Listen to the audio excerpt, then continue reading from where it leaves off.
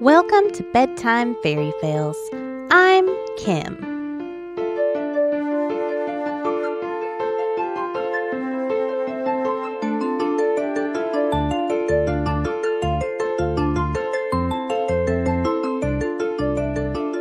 This episode was made possible in part by the live play D&D podcast All D20. We'll tell you a little more about them after the show.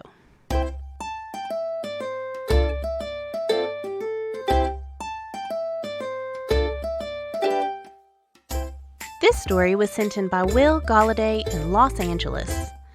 This is a story about, well, drugs. Don't do drugs, kids. Especially if they're a tainted batch of mystery drugs. This is Just Say No.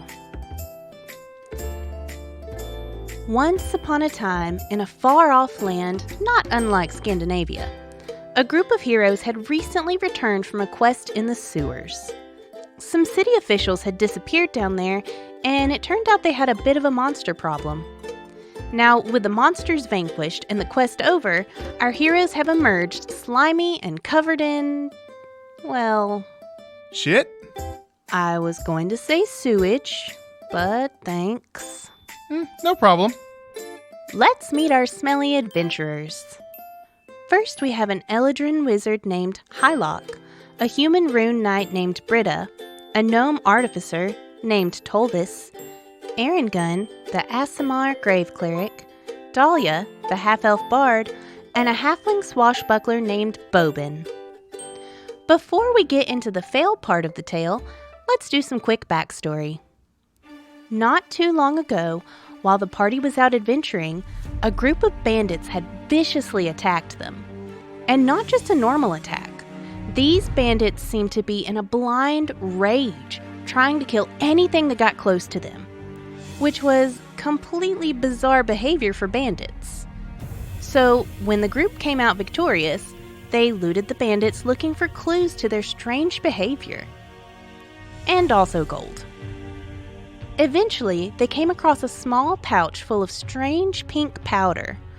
The group speculated that it was some kind of drug and could be to blame for the bandits' murdery rage. Back to now. The adventurers are all sitting around naked in some hot springs, bathing themselves and enjoying some much-needed relaxation. And now that they'd completed their latest quest, they begin discussing what they should do next. So, what do you guys want to do now? Do you still have that really cool gem? Yeah, got it right here. Well, do you remember what we were supposed to do with it?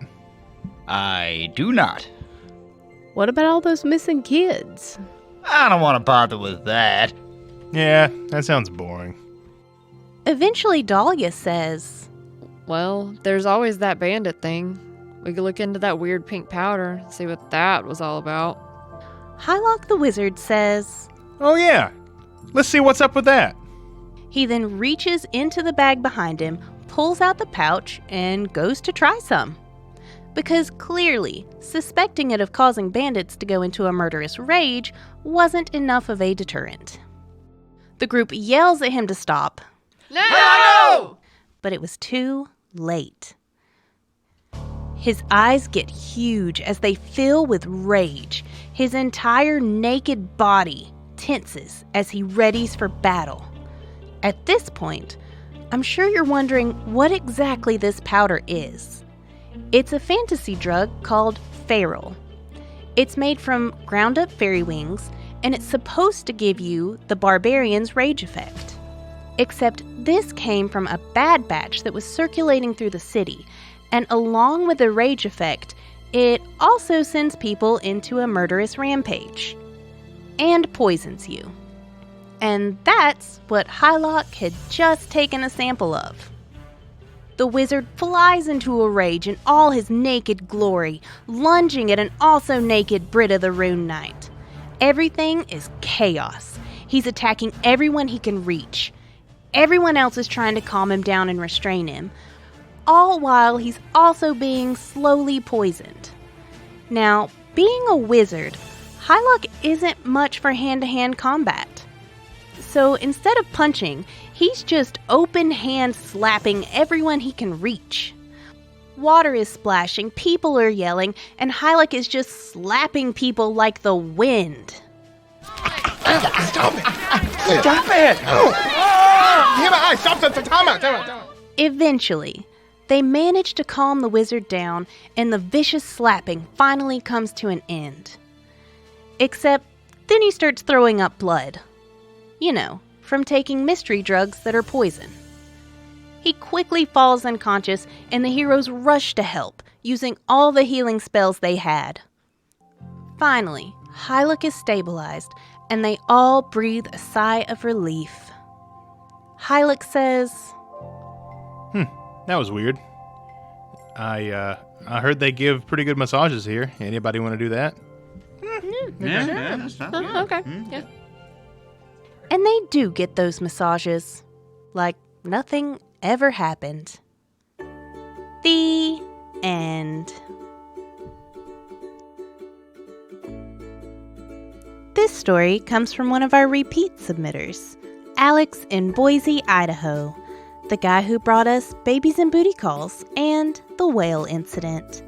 This tale comes from the same campaign about 6 months before Babies and Booty Calls. This is a story that teaches us when something seems too good to be true, it probably is. This is Getting Unlucky.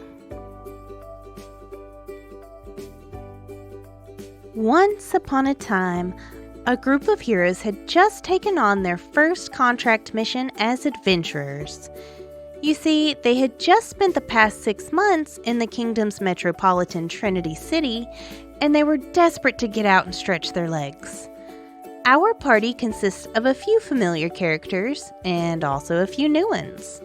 We have Rand Wanderfoot, the Wood Elf Ranger, Brutus, the High Elf Ranger, Vokil, the Human Barbarian, Pyra, the Half-Elf Cleric, and Drez Ninefingers, the Human Rogue. Now, like I said, the heroes were itching for an adventure, so they took a job investigating strange occurrences of undead activity in the coastal village Beach Hollow. After a few days on the road, the heroes came to the only place to rest and resupply, a little ranch/way station known as Wyvern Smith. The proprietors of Wyvern Smith were more than excited to have guests in their home, and none more than the two beautiful 20-something-year-old daughters, Penelope and Jolene. And with a name like Jolene, I think we can all get an idea of where this is headed. Throughout dinner, as everyone is chatting, it doesn't take long for Drez and Brutus to realize they had a sure thing going with these girls. They didn't even have to try very hard. They were practically throwing themselves at the two heroes, and the heroes were loving it. Pyra, however, was suspicious.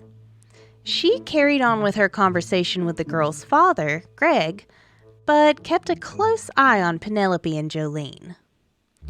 After dinner, the group split up, with Drez and Brutus accompanying the two sisters upstairs, while Rand and Vokil head outside to prepare their things for the next leg of the journey.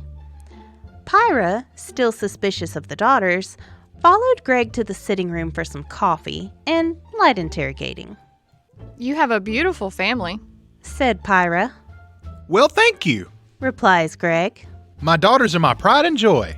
You seem fairly open-minded as a father, allowing your daughters to be accompanied upstairs by two wandering adventurers. Probes Pyra. Greg's voice completely changes as he replies, Ah, yes. Well, it makes things easier. Pyra looked at him in shock and said, What do you mean?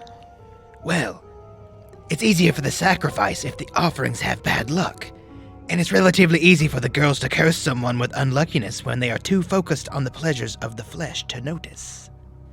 Pyra noticed with horror that as Greg had been talking, his skin had become waxy and was now hanging off of his bones. She began to point this out to him when she heard a scream of rage from outside. Ah! While outside preparing for their journey, Vokil and Rand had found that the horses had been poisoned.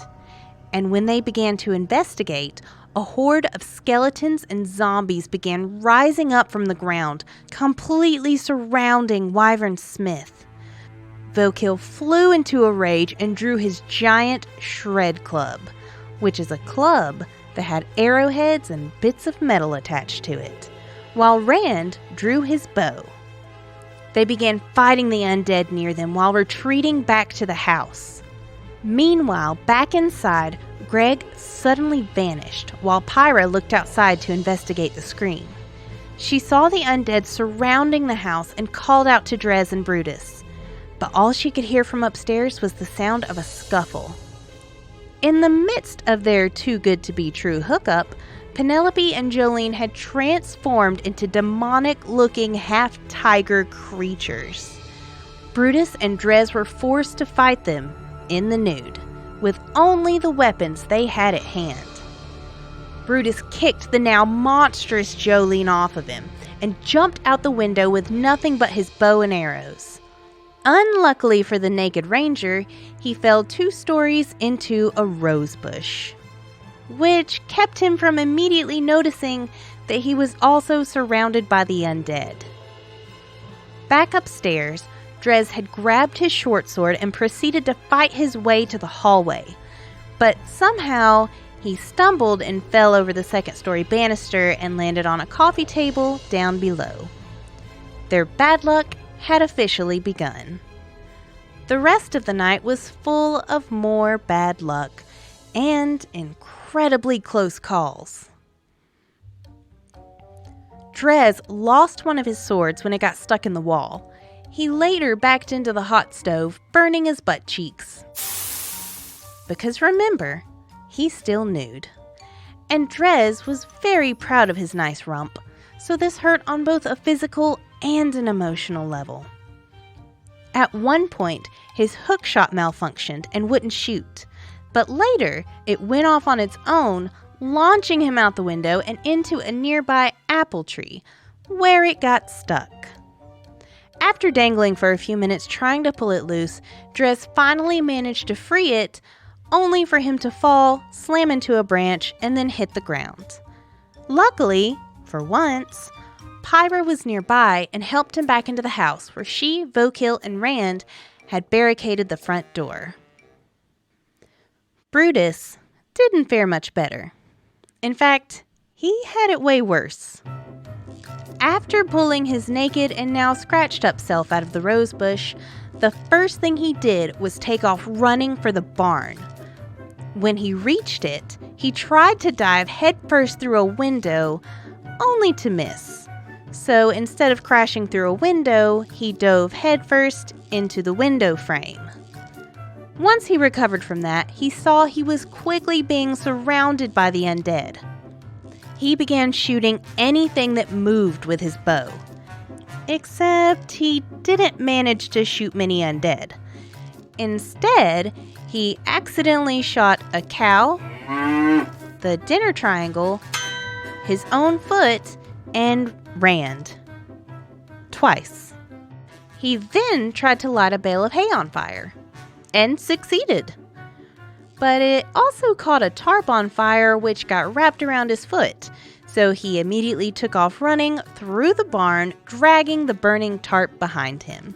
His fiery run ended with him falling on a pitchfork.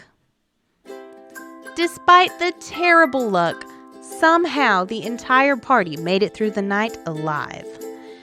The next morning, since Greg, Penelope, and Jolene had failed to make the required sacrifices to whatever terrible creature they had an arrangement with, the 3 of them turned to sludge. As the group set out for the rest of their quest, Pyra said, You know, guys, it's totally okay to both be and get lucky. But it's never okay for you to be and get stupid. Remember that next time. The end. Thanks for listening. If you like D&D podcasts, which clearly you do, be sure to check out one of our favorites, All D20. You can find them on Spotify, Apple Podcasts, or anywhere else you listen. To submit a fail, email me at bedtimefairyfails@gmail.com or message me on Instagram. You can find me on Facebook and Instagram as Bedtime FairyFails and Twitter as BT FairyFails.